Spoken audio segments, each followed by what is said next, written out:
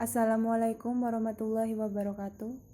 Di sini kami akan membahas tentang bagaimana cara menganalisis regresi dummy independen.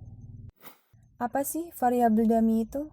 Mari kita simak bersama penjelasan berikut. Variabel dummy merupakan variabel yang digunakan untuk membuat kategori data yang bersifat kualitatif atau nominal. Sebagai contoh, jenis kelamin yang terdiri atas pria dan wanita. Variabel dummy digunakan sebagai upaya untuk melihat bagaimana klasifikasi dalam sampel berpengaruh terhadap parameter pradugaan. Terdapat 3 model dalam menganalisis dummy independen, yaitu model dummy intercept, dummy slope, dan kombinasi. Simak penjelasan berikut untuk mengetahui bagaimana cara menganalisis dummy independen dengan menggunakan model dummy intercept.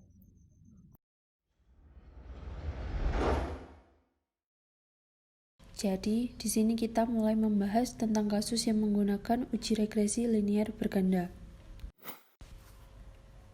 Kasus yang kami gunakan adalah pengaruh luas area, biaya produksi, harga gabah, teknologi, dan keikutsertaan kelompok tani terhadap produksi padi di Desa Mlingi, Kecamatan Mlingi, Kabupaten Blitar. Setelah memasukkan data ke tabel variabel view seperti yang ada di layar, nama responden, luas area, harga gabah, biaya produksi, kelompok tani, dan jumlah produksi dimasukkan ke dalam kolom name. Nama responden menggunakan type string dan measure-nya itu nominal. Luas area, harga gabah, biaya produksi, dan jumlah produksi menggunakan type numerik dan measure-nya itu scale. Nah, yang kelompok tani itu menggunakan type numerik dan measure-nya itu nominal. Setelah itu, untuk kelompok tani, kita masukkan value 0 sebagai yang tidak ikut dan 1 sebagai yang ikut. Jika sudah, kita pindah ke bagian data view. Kita mulai memasukkan data dari responden dengan N sama dengan 30.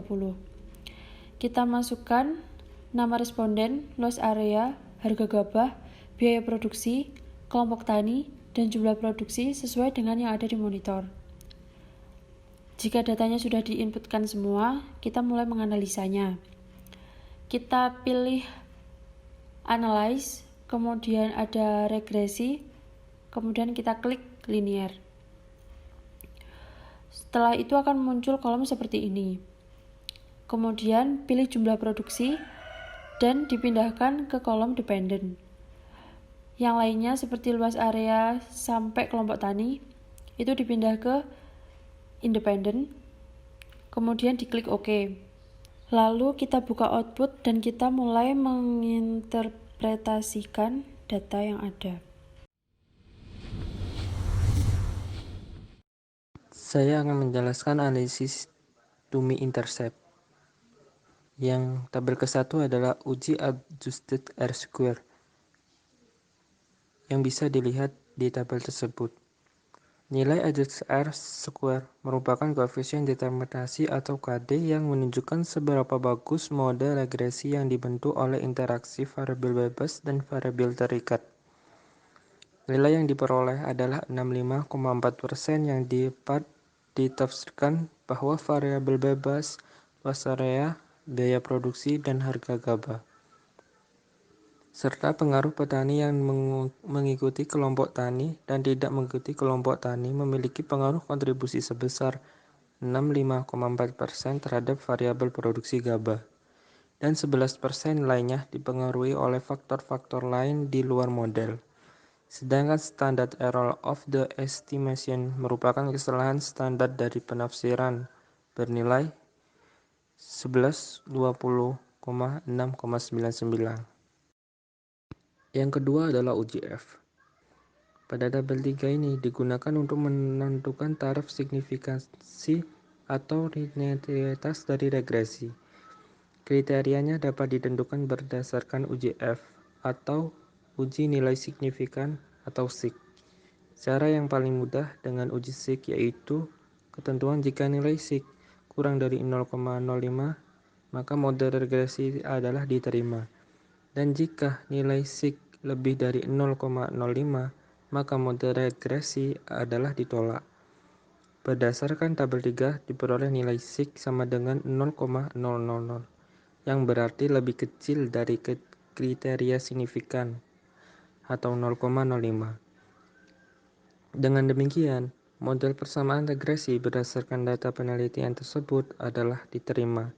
Artinya bahwa model linear Y sama dengan A plus B X1 plus C X2 plus D X3 plus di situ sudah tepat dan dapat digunakan serta dipertanggungjawabkan. Namun perlu dipertimbangkan analisis ekonomi juga berikut akan dibahas pada subbab berikutnya.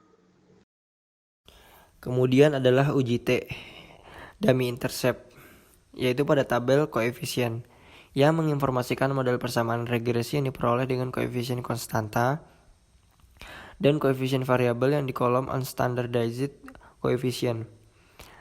Berdasarkan tabel tersebut, diperoleh model persamaan regresi sebagai berikut. Y sama dengan alfa plus beta 1 X1 plus beta 2 X2 plus beta 3 X3 dan plus beta 4 DI. Y sama dengan A di sini adalah nilai konstanta itu yaitu 2877,802. B1 X1 nya di sini luas area. Beta 2 X3-nya di X2-nya di sini hasil gabah dan beta 3 X3-nya di sini biaya produksi dan beta 4 di sini adalah kelompok tani yaitu 46,177. Untuk D1-nya di sini sama, masukkan nilai alfa pertama terus di plus beta 1 X1-nya plus X2 plus X3 dan plus beta 4 DI tadi yaitu kelompok tani. Namun pada baris kedua ditambahkan dalam kurung 1. Dan untuk D0 di sini sama juga, alfanya 2877,802 plus X1 plus X2 plus X3 plus beta 4 kelompok tani DI. Sama seperti yang tadi juga untuk D sama dengan 1. Namun baris kedua ditambahkan dalam kurung 0. Dan pada baris 3 dan 4 tanpa menjumlahkan beta 4 D1 tadi.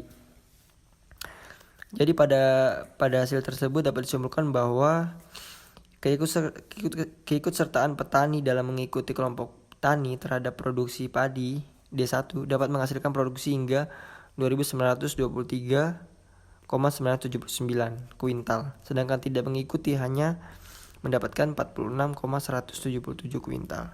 Jadi di sini keikutsertaan petani dalam mengikuti kelompok tani itu sangat berpengaruh kepada nilai produksi tersebut.